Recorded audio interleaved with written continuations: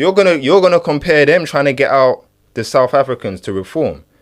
Like you don't know the history of South Africa, the amount of pain and hate and death and rape and apartheid and legal justified policies of racist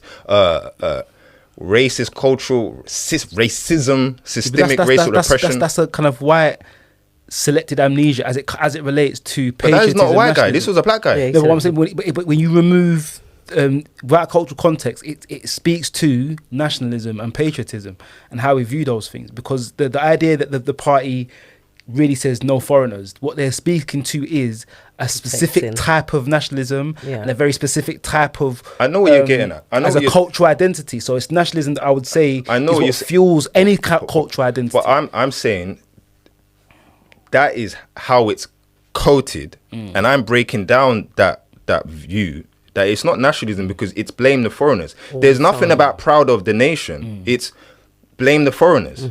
If you was actually saying, well, Britain is great and we just need to, buy British beef and then I'll say, now they're actually using nationalism or patriotism. They're not. The whole, I'm talking about the actual policies, the actual arguments brought up are the foreigners are making our country bad. Long and short. And that's anti-immigration. So anti-immigration, which is a big term to say, but this is a this is a talking point that has always been with far right, with racist groups, the Ku Klux Klan, whoever you want to call them. Every group has always got this logic. So if your party, that is their only talking point, I'm like, so it's not even patriotism at that point. Do you get what I'm trying to say? Because at least the ones that hide it under patriotism, even Ku Klux, kind of better at doing that. Do you get what I mean? I've not seen, that's what I was looking for, a policy from reform. And basically that shut down the argument in the comments. Because as soon as I said that, bro, you can't even compare the two. Because the South African people trying to get out the Afrikaners, or whatever you want to call it, they've got a whole history and a whole reasons to have a qualm.